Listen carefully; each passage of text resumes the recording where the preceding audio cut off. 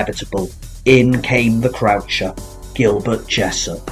"I bet you don't make a century," Jessop's captain, McLaren, said to him as he left the pavilion.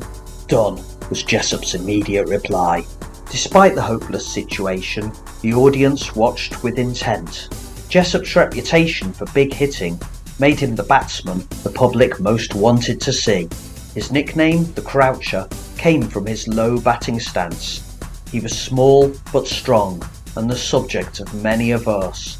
Cricket poet Ralph D. Payne described him as follows: "At one end stocky Jessop frowns, the human catapult, who wrecks the roofs of distant towns when set in his assault." While the Oval crowd eagerly anticipated fireworks, the gravity of England's situation caused a conflict. No one wanted to see a wicket carelessly thrown away. But Jessop was in no mood to wait around.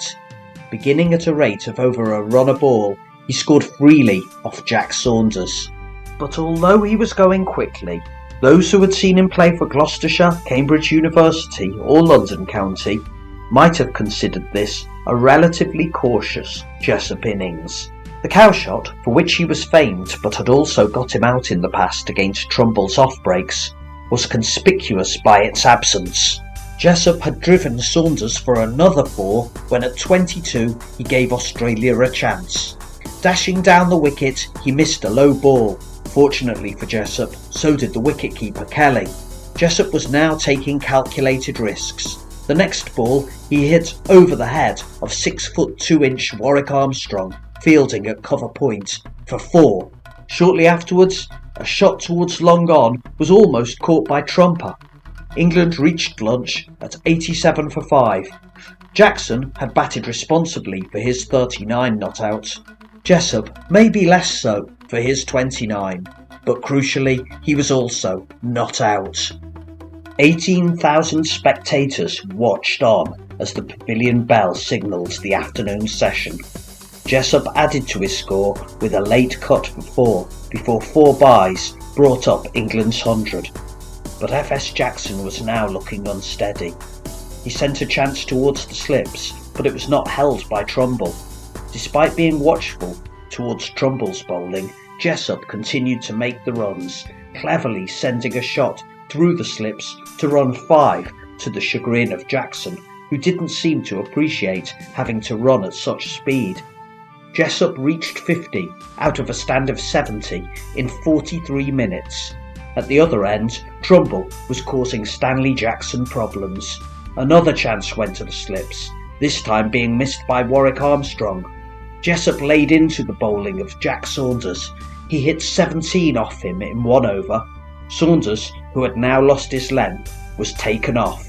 England were 145 for 5. Warwick Armstrong began to bowl his leg breaks from the Boxall end.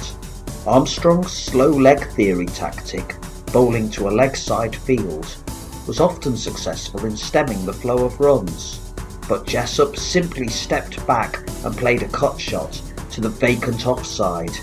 He was now batting with little fear and hit through the leg side cordon for 4 more, but at 157 Australia removed FS Jackson, caught and bowled by the long low hands of Hugh Trumble for 49.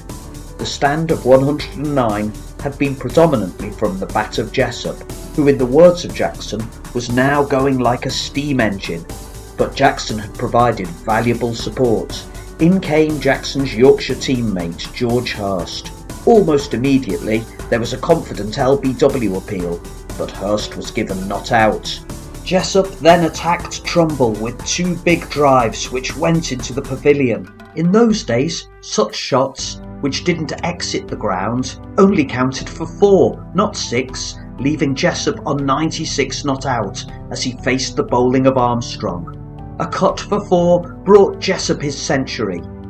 He'd batted for only 77 minutes, an Ashes record which remained in place for the rest of the century. The crowd cheered, hats were thrown in the air, and handkerchiefs and mufflers waved in celebration. Harry Dutton poetically paid tribute to Jessop's innings with the following verse: "To every corner of the green he drove his mighty power, and turned despair to hopefulness in one brief fleeting hour. But